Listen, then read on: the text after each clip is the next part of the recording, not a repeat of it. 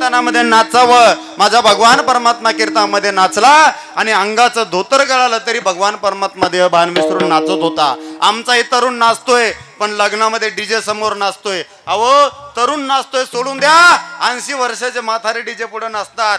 एक म्हातार वर का देवीदास महाराज, एक म्हातार 80 वर्षाचं म्हातार डीजे वाल्याला म्हणलं ए लाव तिला काय सोनं लागलं काय. मी म्हणलं तिला नाही सोनं लागलं पण तुला ऊन लागलं ना मरशील. नाचतात महाराज आहे की नाही. नाचण्याचे सुद्धा काही प्रकार आहे. अहो एखाद्या पडलेल्या आमदारा पुढे नाचणं म्हणजे तिरस्काराचं नाचणं. नीट ऐका, पडलेल्या आमदारा पुढे नाचणं तिरस्काराचं नाचणं. लग्नामध्ये डीजे पुढे नाचणं मस्तीचं नाचणं आणि कीर्तनामध्ये नाचणं म्हणजे भक्तीचं नाचणं. विठ्ठला विठ्ठला. काळ बदललाय महाराज, कालाय तस्मै नमः. इतका काळ बदललाय आणि मग काळानुसार लोक सुद्धा बदलायला लागले. आम्हाला लोक विचारतात महाराज अहो लोक चंद्रावर गेले का वर तुम्ही धोतर घालून फिरता. हा काळ बदलला महाराज, पण मी म्हणेल काळ जरी बदलला असेल तर काळानुसार आपण माणसं बदलले तरी चालतील पण विचार मात्र आपले बदलू देऊ नका. विठ्ठला विठ्ठला. आज पहा महाराज आपली संस्कृती ठिकाणावर राहिली नाही. आपली संस्कृती ही त्याग प्रधान होती पण तीच संस्कृती आज भोगाकडे वाटचाल करते महाराज. ही फार मोठी शोकांतिका आहे आणि त्या संस्कृतीला बुडवण्याचं काम दुसरं कोणी करत नाहीये. तुम्ही आम्ही संस्कृती बुडवण्याचं काम लावले महाराज. अहो या जगामध्ये आज पहा सुधारण्याचे साधन कमी झालेत. नीट ऐका, तुम्ही सगळे सुशिक्षित आहात. सुधारण्याचे साधन कमी झालेत आणि बिघडण्याचे साधन जास्त झालेत. या छोट्या छोट्या बाळांना महाराज आपण प्रत्येकाकडे एक मोबाईल आहे. पहा मोबाईल आहे की नाही. इथं बसणारा एकही व्यक्ती असा नसेल की त्याच्याकडे मोबाईल नाहीये. 15-15 हजार रुपयाचे 20-20 हजार रुपयाचे मोबाईल आपल्याकडे आहे. मोबाईल नसावे या मताचा मी नाही. मोबाईल मध्ये पूर्ण विश्व आहे महाराज.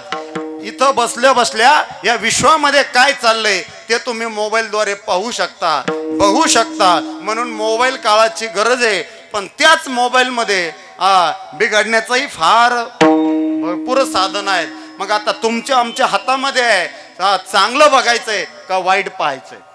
नीट ऐका ऐका ना. आम्हाला फक्त आम्ही टेक्निकली चालायला लागलो महाराज. आम्हाला असं वाटायला लागलं आमच्या पोरानं जरासा मोबाईलवर बटन फिरवले, कम्प्युटरवर बटन फिरवले, गाडीवर हात फिरवला की असं वाटतं आमचा पोरग फार हुशार झाला हे की नाही.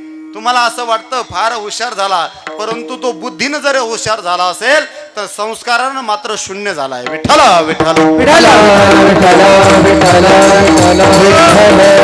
या मोबाईलनं इतकं लेकरं सुद्धा महाराज बारके बारके शहरातले लेकरं हुशार झाले.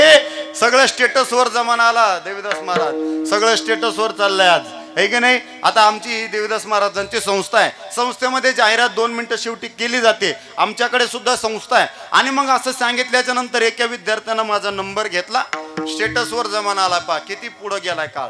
आणि मग त्या मुलानं माझा नंबर घेतला. मी काही सेव्ह केला नाही, गडबड होती.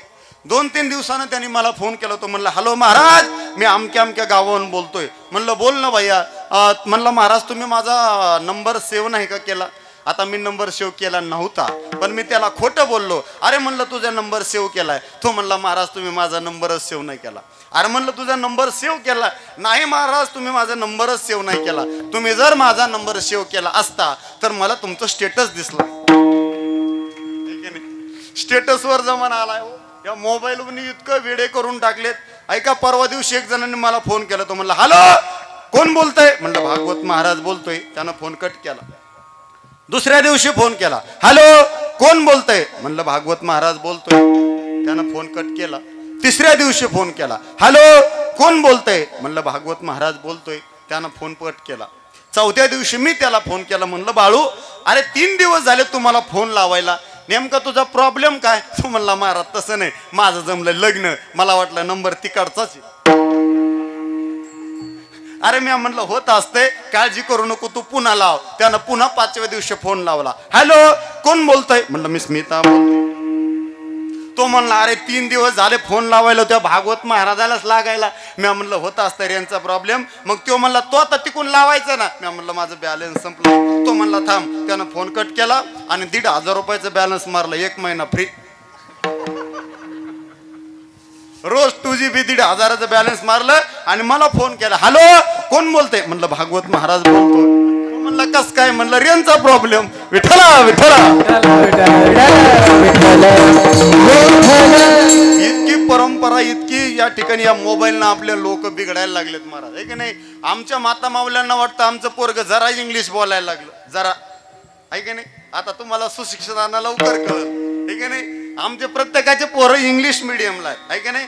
जरा इंग्लिश बोलायला लागलं नाही, हा तो म्हणतो आपण नाही इंग्लिश मिडियम. त्याला माहिती आता इंग्लिश मिडियमच्या पोरांना महाराज भजमपट्टी करणार आहे, हाताखाली घेणार इंग्लिश स्कूलच्या मुलाला, म्हणून तो अगोदरच म्हणला मी इंग्लिश स्कूलला. ऐका, आपल्या प्रत्येकाच्या मुलं इंग्लिश स्कूलला आहे, टाका. इंग्लिशही बोलू द्या, पण इंग्लिश मध्ये बोलत असताना तो इंग्लिश मधून दोन गोष्टी महत्वाच्या बोलतोय का आपल्याला शिव्या देतोय हे सुद्धा कळलं. ऐका, शाळेमध्ये पहिला धडा शिकवला जातो सत्य बोलायला, बरोबर? पण आम्ही इतके पुढचे झालोत, आमचं पोरग इंग्लिश बोलतंय, इंग्लिश स्कूलला जातंय, पण पहिलं ते खोटं बोलायचं शिकतंय हे आम्हाला कळायलाच तयार नाही. तुम्हाला पटवून देतो. कोण आहे? इंग्लिश स्कूलला बसलेलं समोरचं इंग्लिश स्कूलला कोण आहे? हा, उभा राहा महाराज तुम्ही. हा, उभा राहा, लाजच नाही, उभा राहा. बर, इंग्लिश स्कूलला आहे. कितवीला आहे तुम्ही? पहिलीला आहे. बर, सगळ्यात सोपी कविता मी तुम्हाला विचारणार आहे. आम्हीचे मुलं आम्ही इंग्लिश स्कूलला टाकतो, परंतु इंग्लिश स्कूलला टाकल्याबरोबर त्याला पहिल्या दिवशी खरं बोलायला शिकवतात का खोटं बोलायला शिकवतात हे मी तुम्हाला आज सांगणार आहे. भैया, तू ज्या वेळेला नर्सरीला गेला 4 वर्षाचा होता, बरोबर? अगोदर नर्सरी ना? हा, नर्सरीला गेल्याबरोबर तुला पहिली कविता शिकवली, Johnny Johnny yes papa, eating sugar no papa, open your mouth ha ha हा, बरोबर? कविता पाठ आहे. हा, बस खाली. आता ही सगळ्यांच्या कविता तुमच्या पाठ आहे. आता याचा अर्थ मी तुम्हाला सांगतो. आम्ही आमचे मुलं खरं बोलायला शाळेमध्ये पाठवतो, पण आमचे मुलं खोटं बोलायचं शिकतात हे आम्हाला कळतच नाही. या कवितेचा अर्थ सांगतो. एका मुलाचं नाव जॉनी असतं, आपणा सर्वांना माहिती आहे. तो बाप त्याला विचारतो, जॉनी जॉनी, तो म्हणतो येस पापा. काय पापा? इटिंग शुगर, तू साखर खाल्ली? तो म्हणतो नो पापा. परंतु त्यानं साखर काय केलेली असते? खाल्लेली असते. त्याच्या तोंडामध्ये बुकना भरून, तोंड भरून साखर असते. मग बाप म्हणतो ओपन युअर माउथ, तोंड उघड बरं. मग त्याच्या तोंडातली साखर असते ती हसून जिरीतं, हा हा हा. मला सांगा, इंग्लिश स्कूल मध्ये आपल्याला पहिला धडा आपल्या मुलाला खरं बोलायचं शिकवलं का खोटं? मला जरा कीर्तनात बोलायचं ना द्या. तुम्ही जर मला बोलले तर मला कीर्तन करता येईल, नाही बोलले तर कीर्तन करता येणार नाही. आणि तुम्ही थोडं बोलत चला आणि असे चेहरे तुमच्या स्माइल मध्ये ठेवा, प्रसन्न ठेवा. मी बोलल्याच्या नंतर माझे वाक्य तुम्हाला कळतं का न कळतं हे तुमचे चेहरे मला सांगत असतात. तुमच्या चेहऱ्याने मला जर प्रतिकारात्मक जर उत्तर दिले तर मला कीर्तन करायला थोडासा आनंद वाटेल. ऐका, आमचे मुलं आम्ही इंग्लिश स्कूलमध्ये खरं बोलायला टाकतो, पण तेच मुलं खोटं बोलायचं शिकतात. म्हणजे आम्हाला कळत नाही आमची संस्कृती कुणीकडे चालली आहे का नाही. आणि म्हणून संस्कृती टिकवण्याचं काम, जोपासण्याचं काम हे तुमच्या आमच्या हातामध्ये महाराज.